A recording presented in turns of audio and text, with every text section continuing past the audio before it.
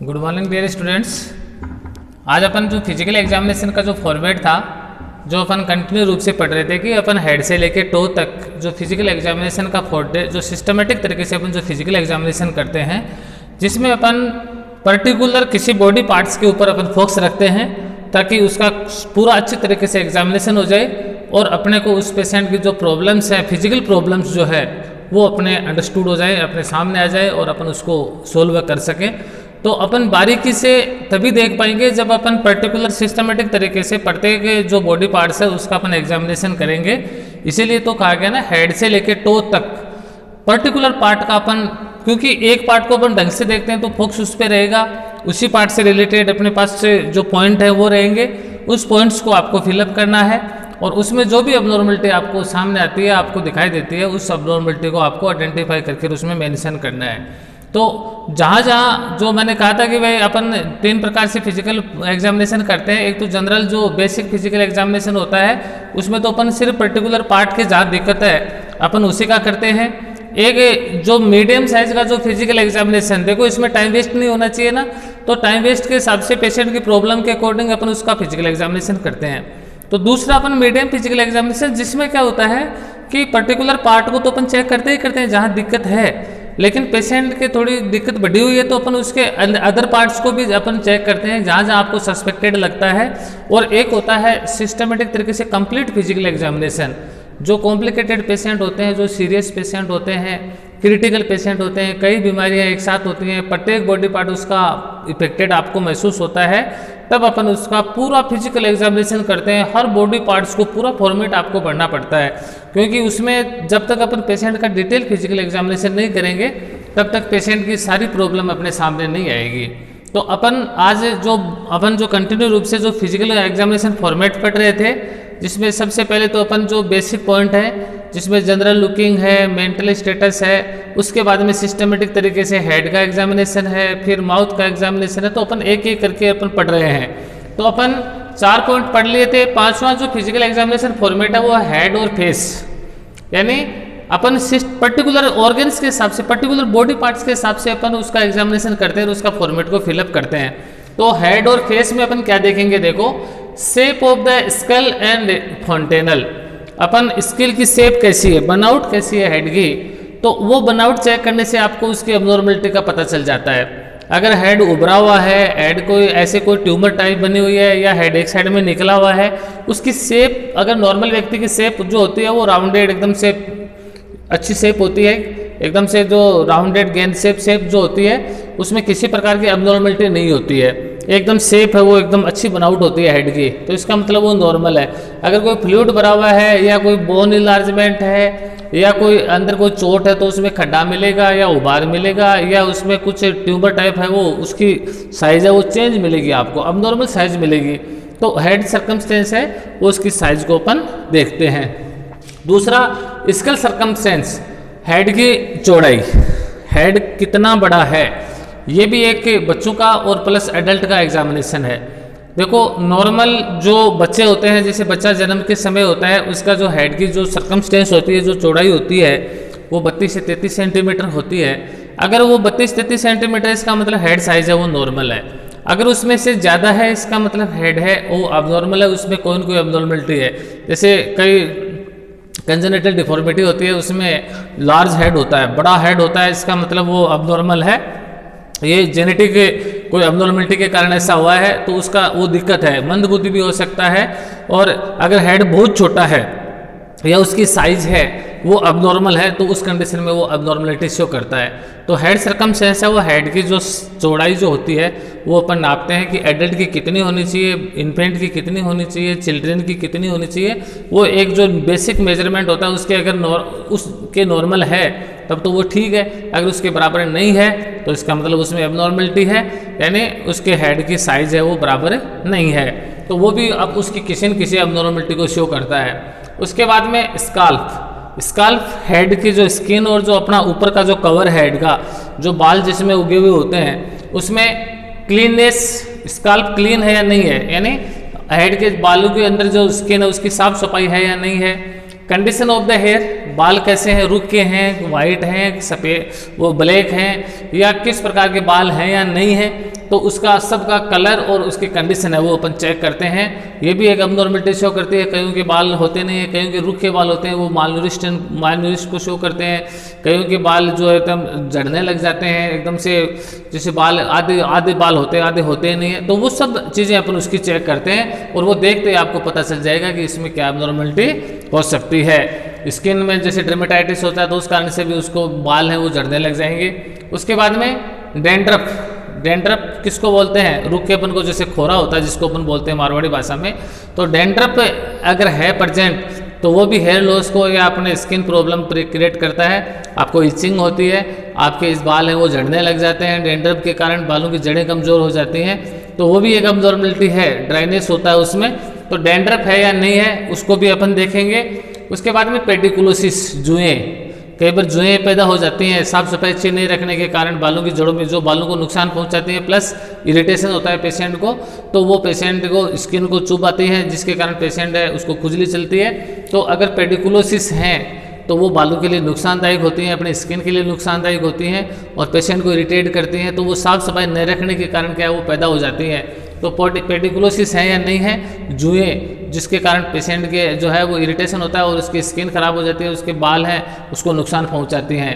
उसके बाद में इन्फेक्शन या रिंगवर्म, कोई किसी प्रकार का कोई इन्फेक्शन तो नहीं, जैसे फोड़े फुंसी बालों के अंदर हो जाती हैं, फुंसियाँ हो जाती हैं, उसमें से इन्फ्लामेशन होने लग जाता है, उसमें घाव से अल्सर टाइप हो जाते हैं वो अगर, या कोई जैसे मान लीजिए कोई इन्फेक्शन के कारण क्या है कि पेपल्स हो जाती हैं फुंसियाँ होकर और उसमें मवाद की फुंसियाँ बन जाती हैं। तो वो पस फॉर्मेशन होने से अपने बाल है वो ख़राब हो जाते हैं, आपको इन्फेक्शन हो सकता है, आपको बहुत बड़ी दिक्कत हो सकती है। उसमें से मवाद आती है, उससे मक्खियाँ और वो है इन्फेक्शन फैलाती है। तो वो है या नहीं है वो चीज़ अपन बालों के स्काल्प को पूरा चेक करके देखो। कितनी चीज़ें एक सिर्फ अपने हेड को, स्किन को चेक करने से मिलती हैं आपको। बालों का कलर, क्लीन लाइनेस कैसी है, डेंड्रफ, उसमें डेंड्रफ है या नहीं है, पेडिकुलोसिस जुएँ पैदा है या नहीं है, कोई किसी प्रकार का कोई दाद या खुजली या कोई इस प्रकार की तो नहीं है, वो चीज़ अपन उसकी चेक करते हैं। उसके बाद में फेस के अंदर अपना जो फेस है उसके अंदर, फेस के अंदर फेस कैसा है, कलर कैसा, अपनी जो लुकिंग कैसी है। फेटग्यू, कई बार देखो अपने चेहरे को देख कर अपनी थकान महसूस होती है। फेटग्यू का मतलब चेहरे पे अगर उदासी और वो चेहरा लटका हुआ होता है, एकदम से सुस्त महसूस दिखा तो अपने चेहरे के ऊपर अपने हाव भाव शो हो जाते हैं। तो थकान महसूस हो रही है, पेशेंट एकदम से सुस्त हो रहा है, ऐसे लीजिन महसूस हो रहा है, इसका मतलब फेटग्यू है, उसको थकान महसूस हो रही है। तो वो है या नहीं है। पेन, दर्द का एहसास भी चेहरे पे होता है, दर्द आपके पैर में हो रहा है लेकिन चेहरे के हाव भाव से आपको पता चलता है कि आपको कहीं दर्द हो रहा है बॉडी पे। तो उससे भी आपको उदासी प्लस आपको ये जो पेन का कहीं भी तेज पेन होता है तो आपके चेहरे पे हाव भाव जरूर आते हैं। अपना चेहरा होता है वो अलग टाइप की एक्टिविटी करता है, तो वो पेन का एहसास होता है। जैसे इस प्रकार से चेहरे के ऊपर अलग ही प्रकार की फीलिंग्स होती है, वो पेन को शो करती है। फियर, डरावा व्यक्ति लगता है तो वो एकदम से ऐसे इधर उधर देखता है, ऐसे डरावा लगता है, इसका मतलब ये डरावा है। अपन बोल देते हैं यार तो डरावा सा कैसे लग रहा है, उसके चेहरे के हाव भाव से उसकी जो डरावा होता है उसको वो महसूस होता है। उसके बाद में एंजाइटी, चिड़चिड़ापन, बात करने में वो सही नहीं है, एकदम से चिड़चिड़ाहट है उसमें, एकदम से थोड़ा सा एंजियस भी है। और जिस चिड़चिड़ापन बोलते हैं ना, जिसको बात पे उसको गुस्सा आना और सही ढंग से बात नहीं करना, इस प्रकार की एक्टिविटी उसकी है या नहीं है वो उससे अपने को पता चल जाती है। तो ये चीज़ अपन फेस से देखो, फेस पे जैसे मान लीजिए कोई जॉन्डिस का पेशेंट होता है ना तो उसका पेलनेस फेस के ऊपर महसूस होती है, उसकी स्किन के ऊपर। फेटग्यू, थकान पेशेंट के फेस के ऊपर आती है। पेन का एहसास पेशेंट के फेस की एक्टिविटी से पता चलता है। डरा हुआ व्यक्ति है उसका फेस की एक्टिविटी से पता चलता है। एंजाइटी, चिड़चिड़ापन जो पेशेंट में होता है वो उसके फेस के द्वारा पता चलता है। वो गुस्सा करता है, किसी प्रकार की उसकी फेस के एक्सपीरियंस है वो अलग ही प्रकार के होते हैं। उसके बाद में है आईज। देखो सिस्टमेटिक तरीके से अपन पर्टिकुलर बॉडी पार्ट्स का अपन फिजिकल एग्जामिनेशन कर रहे हैं, तो उसमें हेड और फेस का कर लिया, अब है आई, आंखों का करते हैं। अब आंख को लेते हैं, सिर्फ आंख के ऊपर अपना फोकस रहेगा। आई के अंदर देखो आईब्रो, अपने जो आंखों की जो आईब्रो है ये नॉर्मल है या अब नॉर्मल है। कईयों की आईब्रो होती नहीं है, कईयों की बहुत बड़ी होती है और कईयों के उसमें बाल होते हैं वो अलग ही प्रकार के होते हैं। तो आईब्रो है वो नॉर्मल कंडीशन में है या अब नॉर्मल है। नॉर्मल का मतलब अच्छी आईब्रो है, एकदम से बढ़िया, न ज़्यादा बड़ी न छोटी, और एकदम कलर अच्छा है। और अब नॉर्मल का मतलब या तो है नहीं, और है तो भी वो बहुत बड़ी या अलग प्रकार की रुखीपन की आईब्रो है, तो उस कारण से उसकी कंडीशन का, हेल्थ कंडीशन का पता लगता है। नॉर्मल व्यक्ति की आईब्रो होती है वो नॉर्मल होती है, एकदम से उसकी लंबाई बराबर होती है, एकदम नॉर्मल, और कलर और सब कुछ साइज और शेप उसकी अच्छी होती है। उसके बाद में आईलिड, ये आईलिड अपनी जो है आंखों की जो पुतलियां होती हैं वो कैसी है, ओडेमा या लेसेंस। आईलिड के ऊपर कई बार सूजन आ जाती है। देखो एनीमिक पेशेंट होते हैं, वो आंखों की आईलिड होती है वो फूल जाती है, इसका मतलब उसको एनीमिया है। या कोई जैसे मान लीजिए डायबिटीज़ पेशेंट है, किडनी फेल का पेशेंट है, तो उसमें आईलिड है वो ओडेमस हो जाती है कोई चोट लगने से, या फिर लेसेंस उसमें घाव हो जाते हैं, जैसे जुएं रू हो जाती हैं, तो उसमें क्या होता है कि छोटी छोटी फुंसियाँ हो जाती हैं और अल्सरेशन बन जाता है, तो वो आईलिड के ऊपर होने से आँख खराब हो सकती है। तो और सूजन आँख पे या उसके ऊपर कोई अल्सर या कोई किसी प्रकार का कोई इन्फेक्शन तो नहीं है, वो चेक करते हैं। उसके बाद में विजन, दृष्टि, देखो विजन है नॉर्मल है क्या, अपन आराम से खाली आँख से अपन 6x6 है या नहीं है, अपन 6 मीटर की दूरी से आराम से उसको देख सकते हैं नहीं देख सकते हैं। अपनी नॉर्मल विजन है, अपन नज़दीकी और दूर की सभी को अच्छी तरीके से देख सकते हैं, इसका मतलब अपनी विजन नॉर्मल है। अब नॉर्मल है इसका मतलब आपको दिखने में दिखाई दे रही है, आपको सही तरीके से दिखाई नहीं दे रहा है, तो वो मायोपिया और हाइपोरपिया यानी निकट दृष्टि दोष और दूरदृष्टि दोष। निकट दृष्टि दोष में अपन निकट की वस्तु तो देख सकते हैं लेकिन दूर की वस्तु नहीं देख सकते, और हाइपरमायोपिया में अपन दूर की वस्तु तो देख सकते हैं लेकिन निकट की वस्तु नहीं देख सकते। तो इस प्रकार से दूरदर्शी दोष और निकट दृष्टि दोष भी अपन है उसका चेक कर लेते हैं, और उस सिलेक्ट चार्ट पढ़ा के और उससे अपने को पता चल जाता है कि व्यक्ति की आई जो कैसी है, विजन कैसा है, निकट दृष्टि दोष है, दूरदर्शी दोष है या नॉर्मल है, वो अपन चेक कर लेते हैं। उसके बाद में आई बाल जो है वो क्या है, संकन है या प्रोटेक्टेड है। आई बाल है वो अगर सिकुड़ी हुई है या वो फूली हुई है, उस चीज़ को अपन चेक करते हैं। उसके बाद में कंजक्टाइवा, देखो सबसे मेन एग्जामिनेशन है। कंजक्टाइवा जो है वो कैसा है, पेल है, रेड है या प्रुलेंट है।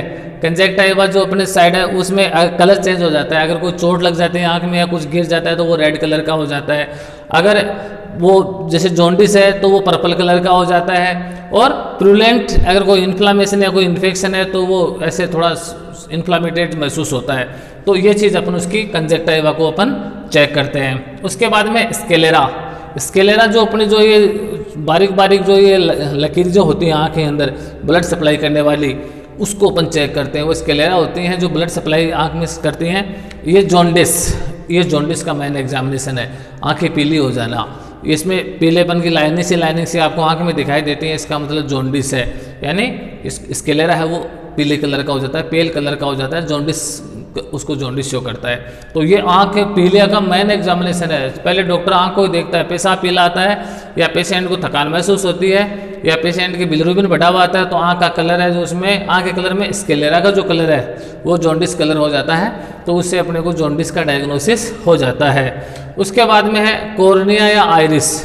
कॉर्निया जो अपना लेंस के चारों तरफ का भाग है वो कॉर्निया वाइट कलर का, वो कॉर्निया और आइरिस कैसा है, इरेगुलरिटीज, यानी उसमें कोई इन्फ्लामेशन या कोई किसी प्रकार की उसमें कोई सूजन या उसकी बनावट कैसी है, उस चीज़ को अपन जरूर चेक करते हैं। अगर वो नॉर्मल है, वाइटनेस है, एकदम बढ़िया तरीके का उसका साइज और शेप है, इसका मतलब नॉर्मल कॉर्निया है। उसके बाद में पुपिल्स जो हैं वो क्या है, डायलेटेड हैं या रिएक्टिव टू लाइट है। अपनी जो आई पुपिल्स होती हैं वो जब कोई दिक्कत होती है या कोई हाइपरटेंशन का पेशेंट होता है या कोई इंट्राक्रेनियल प्रेशर बढ़ा हुआ आता है तो वो डायलेटेड हो जाती हैं, आँखें बाहर आने निकली सी महसूस होती हैं, और या फिर अगर कोई व्यक्ति डेड हो जाता है या अनकॉन्शियस होता है तो वो फिक्स हो जाती हैं। तो आई पुपिल्स जो हैं वो किस प्रकार के हैं, डायलेटेड हैं या वो एक जगह फिक्स है। जब मृत्यु होती है व्यक्ति को तो आई पुपिल्स को अपन चेक करते हैं। अगर लाइट के प्रति उसका रिएक्शन नहीं है, क्योंकि अपनी आंखों का नेचर होता है कि वो लाइट के प्रति रिएक्टिव होती है, अगर उसका रिएक्टिव नहीं है इसका मतलब व्यक्ति डेड हो गया, आई पुपिल फिक्स हो गई। या फिर वो डायलेटेड है, इसका मतलब इंट्राक्रेनियल प्रेशर या उसको हाइपरटेंशन का पेशेंट है जिसके कारण उसको प्रेशर महसूस हो रहा है। तो ये चीज़ अपन उसकी चेक करते हैं किसकी, आई पुपिल्स को। उसके बाद में लेंस है, लेंस की ओपेसिटी कैसी है, और लेंस से आराम से व्यक्ति देख सकता है नहीं देख सकता, क्योंकि मेन होता है आँख का जो लेंस होता है वही अपनी जो दृष्टि जो है उसको मेंटेन करता है। जो दृष्टि पटल के ऊपर जो प्रतिबिंब बनता है वो लेंस के द्वारा बनता है। तो लेंस है वो एकदम उसकी कलर कैसा है, वो उसकी बनावट कैसी है, ये ट्रांसपेरेंट है या नहीं, यानी एकदम से आराम से पारदर्शी है या नहीं है, ये चीज़ अपन उसकी विजन के द्वारा या लेंस को अपन टॉर्च से देख के उसकी साइज और शेप को देख के और अपन आराम से पता चला सकते हैं। कैटरेक्ट वाले पेशेंट होते हैं वो इस प्रकार के आई इंजरी वाले पेशेंट होते हैं, उसमें लेंस है उसकी साइज़ और शेप वो चेंज हो जाती है या वो डिसलोकेट हो जाता है वहाँ से, तो वो कंडीशन अपन चेक कर सकते हैं। तो इंजरी वाले पेशेंट या उसकी जो लेंस की जो कलर है उसको देखने से अपने को लेंस की जो ओपेसिटी और उसका जो है दृष्टि का उसका पता चल जाता है। उसके बाद में है ईयर। आई के बाद में ईयर का एग्जामिनेशन करते हैं। देखो सिस्टमेटिक तरीके से कैसे एग्जामिनेशन करते हैं। ईयर एग्जामिनेशन के अंदर देखो अपन एक तो एक्सटर्नल ईयर, बाहरी ईयर को अपन कैसे चेक करते हैं। एक तो डिस्चार्जेज, देखो कान का जो बाहरी भाग होता है इसको अपन चेक करते हैं। बाहरी भाग को अपन एक्सटर्नल, मिडल और इनर 3 भाग होते हैं कान के। तो एक्सटर्नल के अंदर डिस्चार्जेज, अगर कान में से कोई पानी आ रहा है तो बाहर से आपको दिखाई दे जाएगा, तो आपको इसका मतलब आपका कान है वो उसमें इन्फ्लामेशन है, उसमें इन्फेक्शन है, या कोई और किसी कारण से कोई अंदर से कोई चोट के कारण उसमें से ब्लीडिंग या कोई मवाद या कोई पानी आ रहा है, उस चीज़ को अपन डिस्चार्जेस को चेक करेंगे किस प्रकार का डिस्चार्ज आ रहा है। Obstruction of the ear passage, उसके अंदर कोई रुकावट तो नहीं है। कोई बच्चे हैं वो फोरेंगन बॉडी डाल लेते हैं, कोई पत्थर या कुछ इसमें डाल लेते हैं, कोल या कोई इससे खेलते हुए कोई इंस्ट्रूमेंट उसमें डाल लेते हैं, तो उससे ईयर पासेज है वो बंद हो जाता है। या ऐसे ही कोई फोरेंगन बॉडी यहाँ कान में चली जाती है जिसके कारण या कोई इंसेक्ट है वो अंदर चला जाता है, तो जो ईयर पासेज है वो उसका ब्लॉक हो जाता है, जिसके कारण उसको सुनने में दिक्कत होती है और व्यक्ति को दिक्कत वैसे इरिटेशन भी होता है। तो ईयर पासेज है उसको चेक करते हैं, कोई कहीं रुकावट तो नहीं है, एकदम क्लियर है, तब उसको भी अपन अच्छी तरीके से टॉर्च से या अपन उसको ऑटोस्कोपी जो होता है उसके द्वारा अपन देख सकते हैं। आँख का एग्जामिनेशन है वो ऑप्थेल्मोस्कोपी के द्वारा अपन करते हैं। जो अपने फर्स्ट एड जो अपनी ट्रे थी उसके अंदर अपन इंस्ट्रूमेंट पढ़ा था ऑप्थेल्मोस्कोपी, तो आई एग्जामिनेशन के लिए, ऑटोस्कोपी ईयर एग्जामिनेशन के लिए। उसके बाद में है टेम्पेनिंग मेम्ब्रेन। टेम्पेनिंग मेम्ब्रेन जो कान की झिल्ली होती है उसको बोलते हैं। तो वो क्या है, परफोरेशन या लेसन, कई बार वो फट जाती है। परफोरेशन का मतलब फट जाना, वो परफोरेट हो जाती है, टेयरिंग हो जाती है चोट लगने से, या कोई इंसेक्ट अंदर चला गया और वो कान की झिल्ली बारीक होती है, उसके दबाव से क्या हो गया वो फट गई, तो उससे या लेसन उसमें कोई इन्फ्लामेशन या कोई घाव हो जाते हैं तो उस कारण से सुनने में दिक्कत होती है, कान बहने लग जाता है, कान में से पानी आने लग जाता है, मवाद अगर इन्फेक्शन हो गया तो पस फॉर्मेशन हो जाती है, और फिर वो क्या है ओटिटिस मीडिया, ओटाइटिस से जो इन्फ्लामेशन है उसके कारण फिर कान का जो सुनने की दिक्कत होती है और इन्फ्लामेशन होकर और ओटाइटिस मीडिया हो जाता है। तो इस प्रकार से क्या है कि परफोरेशन या वो फटी हुई तो नहीं है, या उसमें से कोई इन्फेक्शन या कोई किसी प्रकार का अल्सर तो नहीं है। उसके बाद में है हियरिंग नॉर्मल है या अब नॉर्मल है, व्यक्ति को सुनाई दे रहा है नहीं, जो ट्यूनिक फोर्क के द्वारा, ट्यूनिक फोर्क इंस्ट्रूमेंट होता है उसको अपन वाइब्रेट करके कान के पास ले जाते हैं, अगर उसकी आवाज़ को या वाइब्रेशन को पेशेंट फीलिंग कर सकता है, सुन सकता है, तो इसका मतलब हियरिंग कैपेसिटी नॉर्मल है। अगर वो उसको नहीं सुन सकता इसका मतलब उसको हियरिंग डिफेक्ट है। तो अपन हियरिंग कंडीशन को भी चेक करते हैं कि उसको सुनाई दे रहा है नहीं दे रहा, वो ट्यूनिक फोर्क इंस्ट्रूमेंट के द्वारा फिजिकल एग्जामिनेशन ट्रे में होता है, उसके द्वारा अपन उसको चेक करते हैं। उसके बाद में है नोज। तीसरा आंख देख लिया, कान का एग्जामिनेशन कर लिया, फिर नोज। नोज है नाक का अपन एग्जामिनेशन करते हैं, इसमें भी एक्सटर्नल नोज का करते हैं। एक्सटर्नल नोज के अंदर अपन क्रस्ट या डिस्चार्जेज, कान में नाक में से पानी आ रहा है या नाक में जैसे कहीं भी ड्राइनेस होती है तो उसके कारण, या जुकाम लगी हुई होती है तो उसके कारण उसमें पपड़ी जम जाती है, और वो जो है क्रस्ट होती है जिसको अपन क्रस्ट बोलते हैं, ड्राई पपड़ी जम जाती है, किसी भी सेक्रेशन का वो जो सूख जाता है उसके कारण उसकी पपड़ी जम जाती है, तो वो जो क्रस्ट बनती है वो भी कोई अबनॉर्मलिटी है या वो भी साफ सफाई अच्छी नहीं है नाक की, तो उस कारण से होती है। तो पेशेंट की अपन नाक की साफ सफाई करवाते हैं अच्छी तरीके से और उसको अपन अच्छी तरीके से क्लीन करके हटाते हैं ताकि उसको सांस लेने में या किसी प्रकार का इन्फेक्शन या रेस्पिरेटरी इन्फेक्शन उसको नहीं हो। या फिर कोई डिस्चार्जेज हो रहा है जैसे म्यूकस मेम्ब्रेन इन्फ्लामेशन हो जाता है या नोक में कोई इन्फेक्शन हो जाता है, तो उसमें से भी जैसे कोई पस आना या नाक में से पानी आना इस प्रकार के है, वो जुकाम हो जाती है तो उस समय उसके डिस्चार्जेज होने चालू हो जाते हैं, तो उसका भी अपने को डायग्नोसिस करके, और नॉर्मल व्यक्ति होता है उसमें डिस्चार्जेज नहीं होता, न क्रस्ट जमी हुई होती है, तो वो चीज़ अपन उसकी चेक करते हैं। उसके बाद में नोस्ट्रिल्स, नोस्ट्रिल्स जो नाक की जो ये अंदर की जो है नेजल कैविटी है उसको अपन चेक करते हैं। ये इन्फ्लामेशन ऑफ द म्यूकस, उसमें से म्यूकस का सेक्रेट होने लग जाता है। आपको पता है कि नाक की झिल्ली में से जब वायरल इन्फेक्शन होता है, जुकाम लग जाती है, तो उसमें सूजन आके और उसमें से इन्फ्लामेशन हो जाता है और उसमें से नाक में से लिक्विड पानी गिरने लग जाता है, तो वो है इसका मतलब आपको वायरल जुकाम है या आपके कोई अंदर कोई इन्फेक्शन है, वो चेक करते हैं। सेप्टल डिवीजन, दोनों जो नोस्ट्रिल हैं वो अलग अलग हैं या नहीं है, अंदर से कोई कई बार क्या दोनों मिक्स हो जाते हैं, एक हो जाती हैं, तो उस कारण से सेप्टल डिवीजन यानी एकदम से नोस्ट्रिल वो क्लियर है और दोनों में आराम से दोनों से रेस्पिरेशन ले रहा है पेशेंट, कोई किसी प्रकार का उसमें कोई ब्लॉकेज तो नहीं है। क्योंकि जैसे कान में बच्चे को डालते हैं, जैसे फोरेंगल बॉडी नाक में भी कोई चली जाती है तो उस कारण से भी ब्लॉक हो जाता है, आपको सांस लेने में दिक्कत होती है, या इन्फ्लामेशन है वो ज़्यादा जमा हो जाता है, क्रश ज़्यादा जमा हो जाती है, तो वो भी अपने नोस्ट्रिल को ब्लॉक करके आपको रेस्पिरेटरी प्रॉब्लम क्रिएट कर सकता है। तो वो चीज़ अपन उसकी चेक करेंगे। उसके बाद में है माउथ एंड फेरिनेक्स। माउथ और फेरिनेक्स यानी माउथ का एग्जामिनेशन करेंगे अपन, मुंह का एग्जामिनेशन करेंगे। देखो एक एक चीज़ का माउथ के एग्जामिनेशन में पहले लिप्स, बाहर लिप्स होते हैं, अपने होठ होते हैं, उसको अपन चेक करते हैं। उसमें रेडनेस, स्वेलिंग, क्रस्ट और साइनोसिस, 4 चीज़ देखते हैं। रेडनेस, इसमें अगर कोई चोट लगी हुई है या कोई किसी प्रकार की इंजरी है तो उस कारण से उसमें रेडनेस महसूस होती है। फिर उसमें स्वेलिंग आ जाती है, वो सूज जाते हैं, इन्फ्लामेशन होने लग जाता है और उस कारण से उसमें सूजन आ जाते हैं, यानी होठ मोटे हो जाते हैं, तो वो स्वेलिंग आपको दिखाई देती है। क्रस्ट, अगर डिहाइड्रेशन होता है या ऐसे अपने क्या है उसमें कोई किसी प्रकार का इन्फेक्शन या कोई स्किन प्रॉब्लम होने के कारण उसमें पपड़ी जमा हो जाती है और वो क्रस्ट है वो आपको उसके होठों के ऊपर, लिप्स के ऊपर आपको दिखाई देती है, तो वो भी, या होठ फटे हुए हैं तो उस कारण से भी सर्दियों के दिनों में ड्राइनेस के कारण वो क्या है कि स्किन अब्नॉर्मलिटी हो जाती है और उस कारण से वो पेशेंट है वो परेशान होता है, तो वो चीज़ अपन उसकी क्रस्ट चेक करते हैं। या फिर साइनोसिस, अगर ऑक्सीजन की कमी हो जाती है तो ये होठों के ऊपर साइनोस दिखाई देती है, यानी ऑक्सीजन की डेफिशिएंसी हो जाती है अपनी बॉडी में, तो साइनोसिस है वो डेवलप हो जाता है। तो इस प्रकार से, या ब्लड सप्लाई पूरी नहीं हो रही है अपने लिप्स को, तब भी उसमें साइनोसिस आता है। तो ये 4 चीज़ अपन वो चेक करते हैं जो बहुत इंपॉर्टेंट है। रेडनेस को चोट के कारण, स्वेलिंग को इन्फ्लामेशन या कोई इंजरी के कारण, क्रस्ट है वो डिहाइड्रेशन या कोई इन्फ्लामेशन या कोई अपने डर्मेटाइटिस को स्किन की प्रॉब्लम है उसके कारण, और साइनोसिस है वो ऑक्सीजन की डेफिशिएंसी के कारण है वो अपने लिप्स के ऊपर प्रेजेंट होती है। उसके बाद में order of the mouth, mouth में से गंध कैसी आ रही है। अगर मुंह की सफाई अच्छी नहीं है तो माउथ में से फाउल स्मेलिंग आएगी, दुर्गंध आएगी। फाउल स्मेलिंग का मतलब दुर्गंध आती है, वो मुंह की सफाई को शो करती है कि मुंह की सफाई अच्छी नहीं है, मुंह में अच्छी तरीके से अपन ब्रुश नहीं किए हुए हैं, या फिर अपने को माउथ की कोई डिजीज है अंदर, जैसे माउथ में अल्सर हो गया, माउथ के अंदर कोई किसी प्रकार का इन्फेक्शन हो गया, तो उसमें सफाई बार बार करने के बाद में भी उसमें फाउल स्मेलिंग आती है। या अपने कोई हाथ की प्रॉब्लम है, डाइजेशन प्रॉब्लम है, तो उस कारण से भी अपने को एसिडिटी के कारण या उसके कारण फाउल स्मेलिंग आती है। तो ये अपने डाइजेशन को प्लस अपने माउथ की जो क्लीन नाइलनेस था उसको शो करती है। अगर साफ सफाई अच्छी नहीं है तो उसमें से फाउल स्मेलिंग आएगी, या कोई डिजीज कंडीशन है माउथ की तो उस कारण से भी उसमें से फाउल स्मेलिंग आएगी। जैसे अल्सर हो जाता है, कोई घाव हो जाते हैं तो उस कारण से उसमें से बदबू आती है मुंह में से, तो बार बार मुंह को साफ करना जरूरी होता है।